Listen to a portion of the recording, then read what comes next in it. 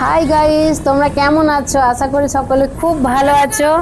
আর আমরাও ভালো আছি। দেখো আমরা আজকে কোথায় চলেছি, টেম্পুই করে আমরা চলে যাচ্ছি আজকে বেড়াতে। প্রচন্ড গরম, আমাদের ঘিলু গরম হয়ে গেছে, তাই আমরা নর্মদা নদীতে চলে যাচ্ছি বেড়াতে।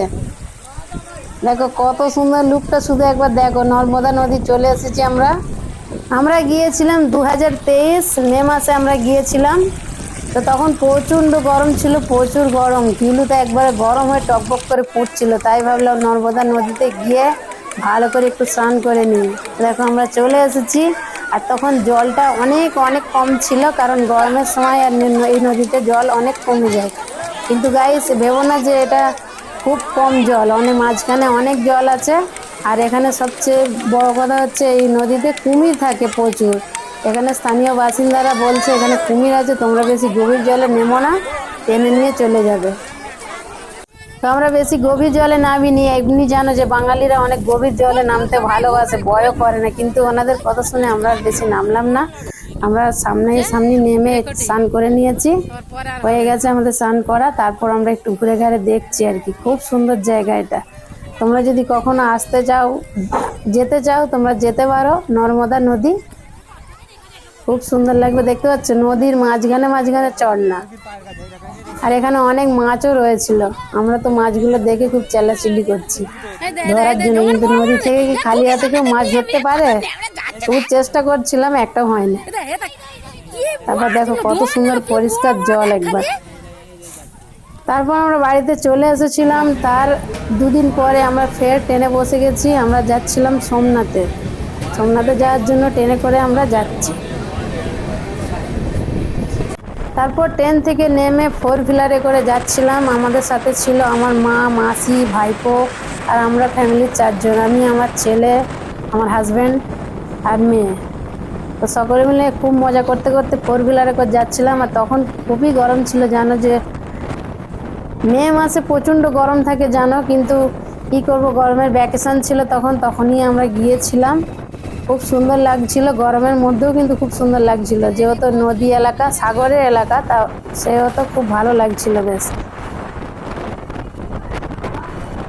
তারপর দেখো রোদে সব গাছগুলো জ্বলে যাচ্ছে। আমরা যাচ্ছি, মজা করতে করতে যাচ্ছি। গাড়িটা আমাদের এসি ছিল, ততটা অসুবিধা আমাদের হচ্ছিল না।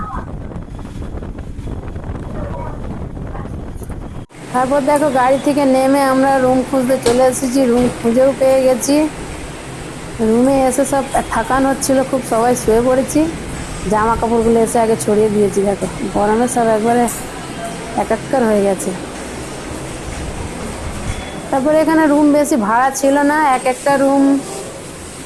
আমরা সোমনাথে এসে 2টো রুম নিয়েছিলাম, 2টো রুমে 1500 টাকা নিয়েছিল, বেশি ভাড়া এখানে নয়। রুমগুলো খুবই পরিষ্কার পরিচ্ছন্ন ছিল, বড় বড় রুমগুলো ছিল, মানুষে দেখতেই পাচ্ছ। আমাদের রুম থেকে একটুখানি গেলেই সোমনাথের মন্দির। তারপর আমরা স্নান টান করে নিয়েছি, নিয়ে কাপড় জামাগুলো একটু বলি উপরে মেলে দিয়েছি। রুমটা খুবই পরিষ্কার, দেখো ঝকঝক চকচক করছে একদম।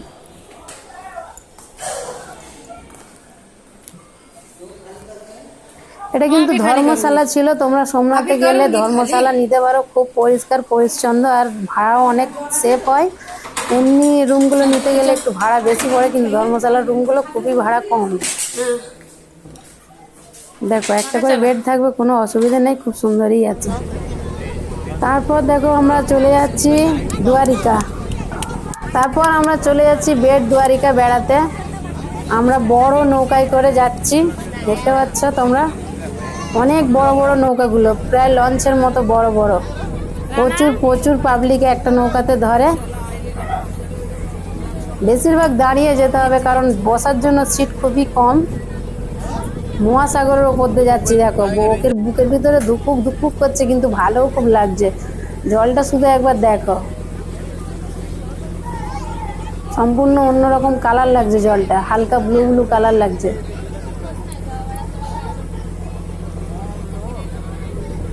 এই মহাসাগরের মধ্যে দিয়ে যাচ্ছিলাম আর ভাবছি যে কুল কিনারা কোথায়। সত্যি দূর দূর পর্যন্ত কুল কিনারা কোথাও দেখা যাচ্ছে না, কোনো দিক পর্যন্ত নাই। এখানে একটা ঘাট থেকে আর একটা অন্য ঘাটে যেতে হচ্ছে, তার জন্য এখানে বেশি ভাড়া নয়। এই বড় নৌকাতে বসলে 20 টাকা করে ভাড়া আছে। খুবই সুন্দর লাগছিল। তারপর আমরা ঘাটের কাছে পৌঁছে গেছে, চলে এসেছি আমরা।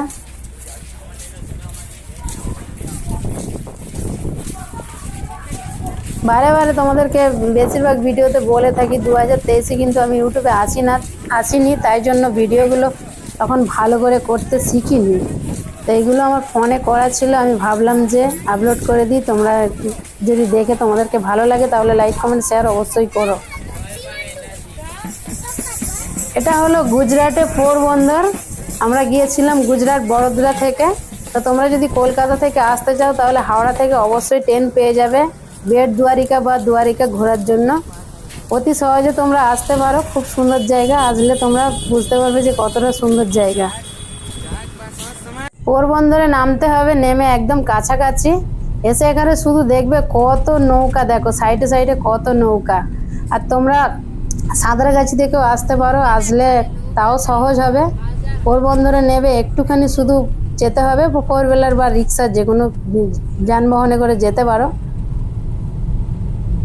তারপর আমরা আর একটা জায়গায় ঘুরতে চলে এসেছিলাম। এখানে দেখো সে রাম ঠাকুরের রাম নাম লেখা পাথরটা জলে ডুবে না, এখানে শুধু ভাসতে থাকে পাথরটা। দেখতে পাচ্ছ সবাই হাতে করে চাগাচ্ছিল, আমিও হাতে করে চাগলাম, দেখলাম অনেকটা হালকা। তারপর এটা নাগেশ্বর মন্দিরে চলে এসেছি আমরা। কত সুন্দর লাগছে দেখো মন্দিরটা, খুবই ভালো। কিন্তু আমাদের হাতে বেশি সময় ছিল না, আমরা তাড়াহুড়ো করে দেখে নিয়েছি, কারণ আমরা এসেছিলাম সোমনাথ থেকে 4 হুইলারে করে। আমাদের জানা ছিল না যে এখানে কতক্ষণ লাগতে পারে, তাই জন্য আমাদের লেট হয়ে গেছে। আর আমরা আগে জানিনি যেহেতু, তাই জন্য আমরা সোমনাথেই ছিলাম। সোমনাথ থেকে 4 হুইলারে করে আমরা একদিনের জন্য এসেছিলাম।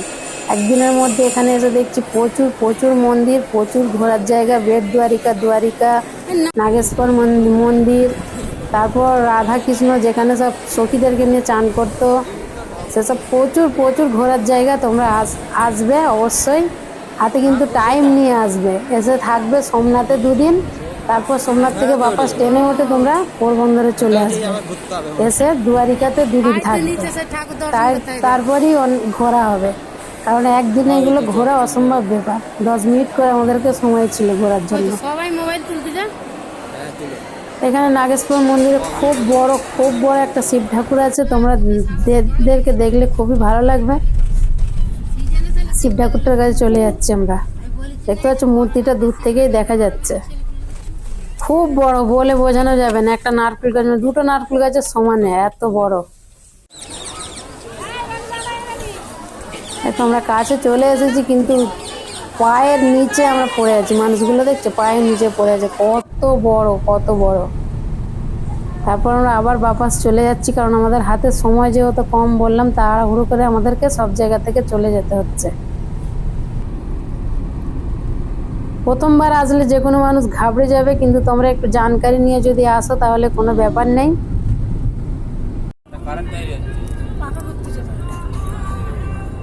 অন্য জায়গায় আবার আমরা চলে যাচ্ছি।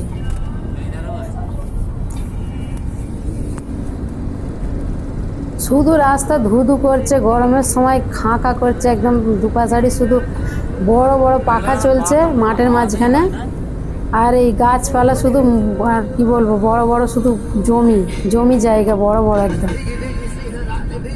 আমরা একদম যাচ্ছি মহাসাগরের ধার দিয়ে। তো তোমাদেরকে নেমে দেখানো আর সম্ভব হয় না, কারণ আমাদের হাতে যেহেতু টাইম ছিল না।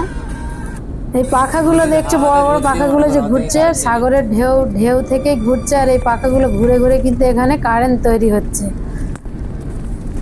আর এই মহাসমুদ্রের ওপারেই আছে পাকিস্তানের বর্ডার, তাই জন্য আমাদের ইন্ডিয়ান আর্মিরা সবসময় এখানে গার্ড দিচ্ছে। ওপার থেকে এসে না এপারে কেউ হামলা করতে পারে, তাই জন্য এখানে সব সময় গার্ড চলছে।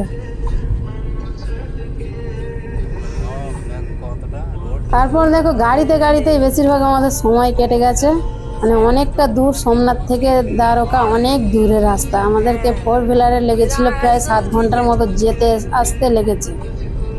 অনেক সোমনাথ থেকে 250 কিলোমিটার রাস্তা, আপ ডাউন 500 কিলোমিটার লেগেছিল। তাই জন্য আমাদের 7 ঘন্টার মতো গাড়িতেই কেটে গেছে। তাহলে সারাদিনের মধ্যে আর ঘুরবো কখন? আর সন্ধ্যে 8টা বেজে গেলে সব জায়গায় বন্ধই হয়ে যায়।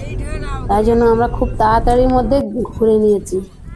আবার যদি কখনো আমাদেরকে শঙ্কর ভগবান টাইম দেয় তাহলে আমরা আবার যাব অবশ্যই সোমনাথ, দ্বারকা। কৃষ্ণ ভগবান যদি আবার কখনো আমাদেরকে ডাকে তাহলে আমরা অবশ্যই যাব। এখানে পরিবেশটা দেখো শুধু কত সুন্দর লাগছে দেখো। এখানে কিন্তু একটা জিনিস ভালো লাগে খুব, মাছ কেউ এখানে খায় না, মাছেদেরকে খাবার দেয়। মাছ এখানে চাষ করা হয় শুধুমাত্র লোকের মনোরঞ্জন করার জন্য, লোককে দেখানোর জন্য। এখানে কিন্তু কেউ মাছ ধরে না। মাছ কেন, কোনো পশু পাখিকেই কেউ এখানে আঘাত করে না। দেখতে পাচ্ছ কত বড় বড় মাছ হয়েছে। আমাদের দেশে হলে তো মানুষকে ধরে মেরে খেয়েই নিত, এখানে কিন্তু কেউ খায় না এসব। তারপর আর একটা মন্দিরে উঠেছিলাম, সেখানে গাছে দেখো টুনটুনি পাখির বাসাগুলো কত সুন্দর করেছে, একদম কাছ থেকে দেখা যাচ্ছে। যেহেতু এখানে কেউ তাড়া দেয় না, এখানে কাছাকাছি সব বাসা করে বসে আছে। তারপর ওখানে নেমে গুহার ভেতরে ঢুকতে হয়েছিল। গুহার ভেতরে ভগবানকে দর্শন করতে ঢুকতে হয়েছিল। আমার মা মাসি ঢুকতে পারে না, কারণ অনেকটা সরু ছিল। আমরা ঢুকেছিলাম এখানে, ডেঞ্জারাস গুহা একদম। তারপর আবার চলে যাচ্ছি মহাসাগরের ধার দিয়ে। ঢেউগুলো শুধু একবার দেখো কত সুন্দর লাগছে। এই ঢেউতে স্নান করতে গেলে কিন্তু অনেক ডেঞ্জার ব্যাপার আছে এগুলো। এখানে নামা কিন্তু নিষেধ আছে, তা আমাদেরকে গাড়িওয়ালা বলে বলে যাচ্ছিল যে এখানে নামতে দেয় না, এই দিকগুলো আর কি। তারপর দেখো তোমরা নিজের চোখে দেখতে পাবে এখানে কত কত শুধু নৌকা দেখো। এখানে প্রচণ্ড নৌকা। এখানের মানুষ এইটাই কারবার করে, মহাসাগরে মাছ ধরার কারবার করে। এই নৌকাগুলো তো শুনছি নাকি এক একটা প্রচুর প্রচুর দাম আছে। এই নৌকাগুলো দেখো প্রচুর আছে, এখানে কয়েক লাখ আছে। তো চলো আজকের মতো এখানে বাই বাই। তোমাদেরকে যদি ভিডিওটা ভালো লাগে লাইক কমেন্ট শেয়ার করো।